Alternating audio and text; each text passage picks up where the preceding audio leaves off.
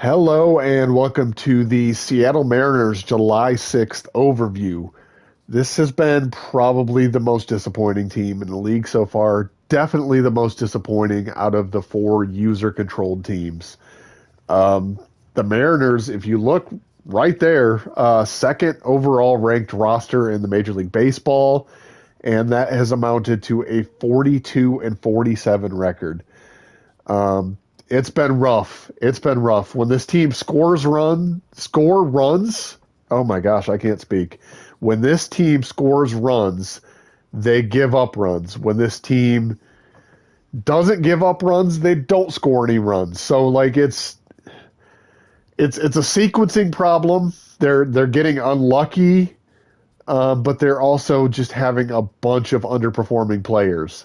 And I've kind of looked at this roster all season long and been waiting for the switch to flip, and this team go on a heater and climb into the playoff race, and it just hasn't happened. Um, and we're getting to the point now in July where I have to start questioning if it is going to happen, or if this is a team that is potentially a seller at the All Star or after the All Star break as we head into the trade deadline. If we look at the expanded standings here, I think the frustrating thing to look at here is it is a negative run differential. It's a negative 11 run differential. So, yeah, I mean, you've earned that 500 to under 500 record, but at the same time, if you look at the Athletics, the homeless Athletics, they have a negative 23 run differential. And if you look at the Rangers, comfortably in the lead in the division, they've only got a plus 13. So nobody in this division is really crushing it. Um, but both of these teams are really kind of outperforming their run differential at this point, and the Mariners are not. They, if anything, are underperforming their run differential and just underperforming in general. So, again, I think you can look at this and see a path for this team to get hot and start playing up to expectations and try to climb back into this race. But it's becoming more and more difficult as the season goes on. You're just running out of games at this point. If we look at the wild card race, the Twins are holding the last wild card spot at 48 and 42. The Mariners are 5.5 out of that last wild card spot. So, again, you're in the picture here, but there are four teams to hop over, and I think that's going to be difficult to do. Um, you have to figure one of these four teams is probably going to play really well down the stretch and make it difficult for you to catch them. Um, so I think all that can be done right now is just hope the Mariners start playing better baseball. And then if we get into late July and this team is 500 or maybe better, then you can start to look at the standings and see what the realistic odds are at maybe being able to catch the Rangers or maybe being able to catch that last wild card spot. I think it's hard to really look at right now because there's too much in the way, and the main thing being this team just needs to play better. Um, if we look at the pitching rotation, Brian Wu is pitching really well. Luis Castillo's pitching really well.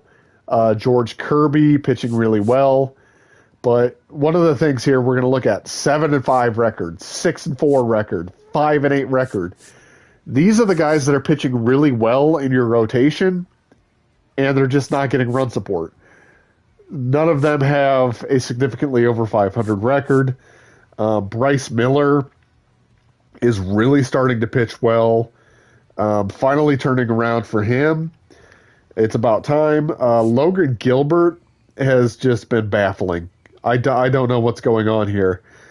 126 whip is a little bit worse than league average, but it's not outrageous. So I don't know where that 5.10 ERA is coming from. I think it's probably a little bit of home run luck. again, this is a guy that I'm just looking at and being like, at some point he's just gonna catch fire and probably finish with an ERA under 3, or I'm sorry, under 4. But it's just not happening. So I don't know when it's gonna arrive, if ever. Emerson Hancock has been pretty good in long relief. Matt Brash has been confusingly bad in middle relief. This guy just seems to give up runs every time he's on the mound, and I don't know why. I mean, he's one of the best relief pitchers in this game, but it's just not coming through in performance. 5.20 ERA, 160 WHIP is just terrible, and it's got to be better. Jojo Romero, you brought over in a trade earlier in the season. He's been pretty solid. Trent Thornton was pitching amazingly well early in the season. He's kind of come back to earth a little bit, and it's been a bit of a struggle the last month to month and a half, but the numbers are still pretty solid for what is supposed to be your worst reliever out of the pen. I think that's fine. Pete Fairbanks has been really good in the setup role, came over from Tampa Bay in a trade. David Bednar has been really good in the setup role, of course, came over from Pittsburgh. I think you've done a lot of good work to try to help out this bullpen as much as possible, and it's worked. The guys that you've brought in have pitched really, really well. We just need Matt Brash to get his head out of his ass at this point. I don't know what's going on with that guy. Andres Munoz, kind of the same problem as Logan Gilbert. The whip is about league average. I mean, that's fine. But 4.70 ERA is just too high for him. And I think he's just kind of run into some bad luck. He's giving up a bit too many hits and walks, and it's just catching up with him far too often, and he's a guy that's got to be better after the All-Star break. If we look at this lineup, I have been shifting things around with this lineup a lot, trying to find a combination that works. This is kind of where I've settled at this point, and it's still not working, but I think this is probably your best alignment. Brian Reynolds is hitting leadoff and playing right field, and he's a borderline MVP candidate at this point. 375 on base percentage, 557 slugging, 932 OPS.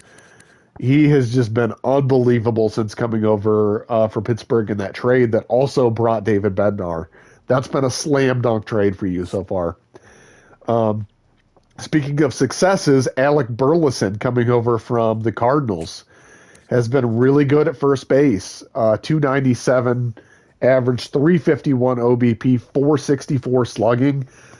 Probably never going to be a guy who hits 30 homers, but he's going to hit a lot of doubles, be high average, high OBP. I think that was a strong addition to this team. Julio Rodriguez, cold right now, but he's been really good for most of the season. 356 OBP, 540 slugging, 19 homers, 18 stolen bases. Maybe an outside chance of going 40-40. Probably going to hit 30-30, though. Rafael Devers has been pretty solid since coming over from Boston.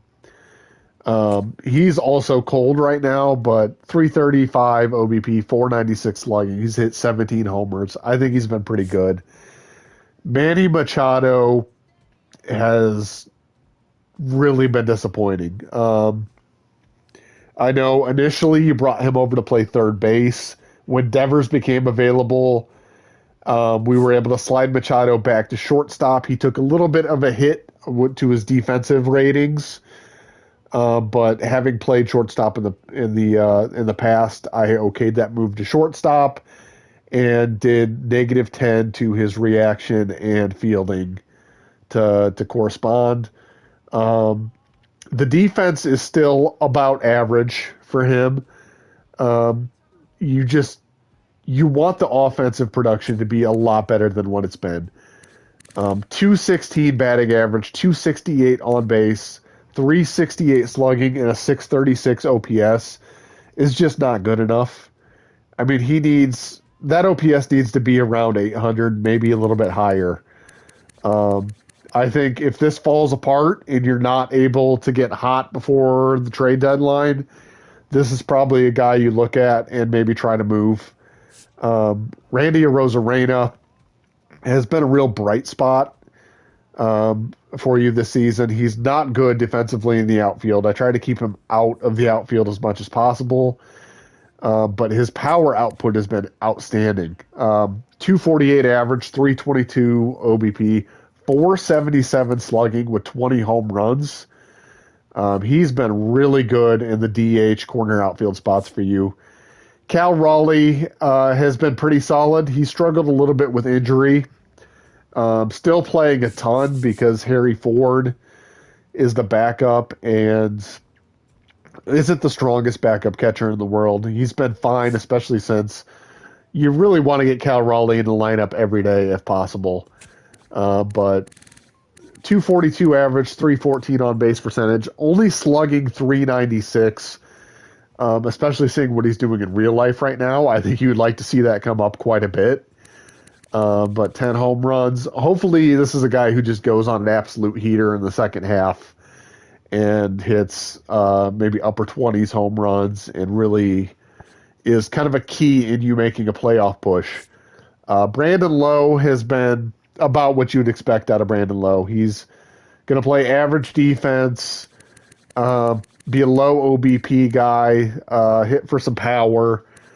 I think you hope to maybe get a little bit more slug out of him in the second half, but this is about in line, I think, with what we expect out of him. Jared Duran has been a bit disappointing in left field. He was a guy I was excited for you to bring over. At one point before Reynolds came over, he was even hitting leadoff, and it's just not been good. 226 average, 298 OBP, 390 on base, 688 OPS. He does steal bases, and he is hitting for some home run power, but like the overall performance needs to get better for him.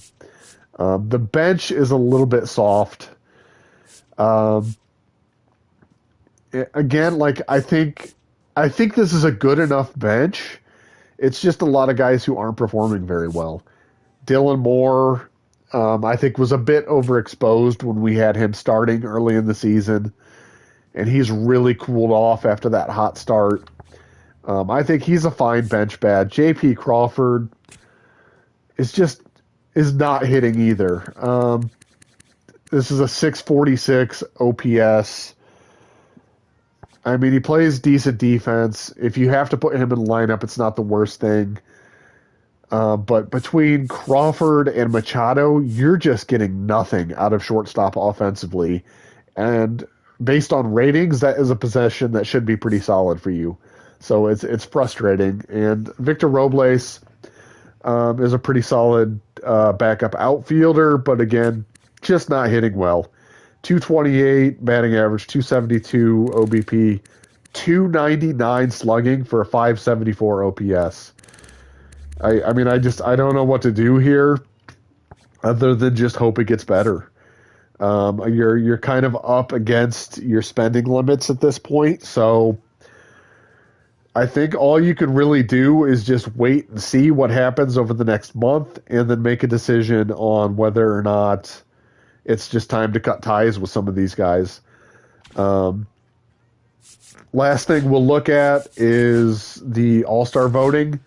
Again, there is a bit of a bonus for player ratings going into next year if they make the All-Star team this year.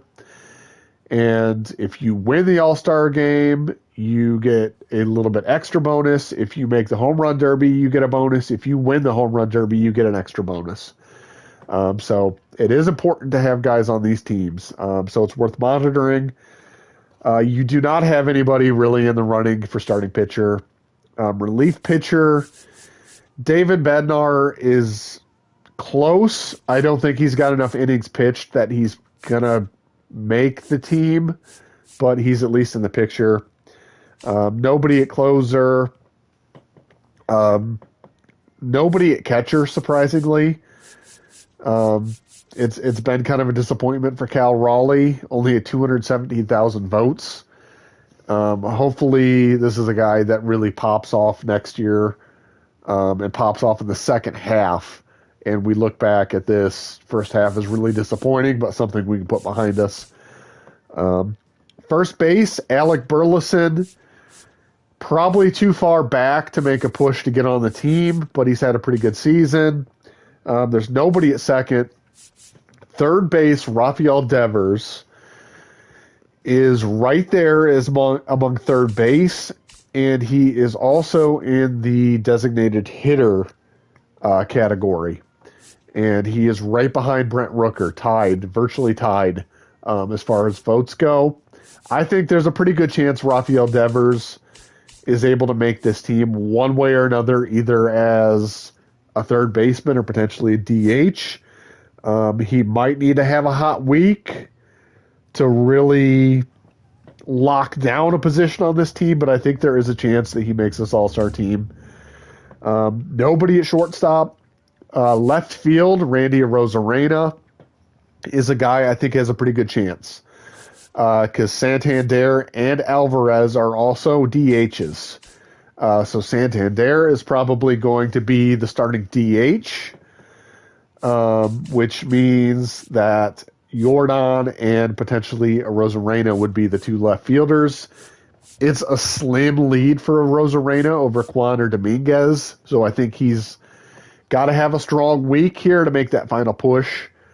Center fielder, the starting center fielder is going to be Julio Rodriguez, so that's your one guy that is an absolute lock to make this team. I think you probably have another one, but this is the guy that is for sure going to be a starter. In right field, Brian Reynolds, I think, is also absolutely going to make this team. I don't know if he starts just because Aaron Judge has just been killing the ball, but I think Brian Reynolds is definitely going to make this team. So I think you're looking at a minimum of 2 All-Stars. I think there is a pretty good chance that either Devers or Arozarena are also going to make this team. So I think you could be looking at 3 All-Stars, but you definitely got 2. As far as Home Run Derby participants, it's interesting because I think you have 3 guys who are battling for maybe that 4th spot out of the American League. I think Aaron Judge is a lock. Mike Trout may not make the All-Star team, so he may not get into the Home Run Derby. Let's see. I think Gunnar Henderson is a lock to be in the Home Run Derby. I think Jose Ramirez is a lock to be in the Home Run Derby. So there's one more spot. And if we look, there is Arozarena with 20 home runs. There's Julio with 19. There's Reynolds with 19. And let's see. I think that is it. I think Santander has 20. So I think between Santander, Reynolds, Julio, and Arozarena, I think one of those guys is probably going to earn their way into the Home Run Derby, especially if Mike Trout is not able to make the team, which at this point it kind of looks like he's on the outside looking in. So you could have a Home Run Derby participant, which would, again, earn that player a boost in ratings for next year. It's worth keeping an eye on. But that is the Seattle Mariners July 6th overview. I know it's been a disappointment for Nathan. I think he's done a good job building this roster. It just, for whatever reason, has not worked out so far. Hopefully this team gets hot and makes a push for the playoffs. If not, potentially our lone user team that is a seller at the trade deadline. But that's the overview for the Mariners. Thanks for watching.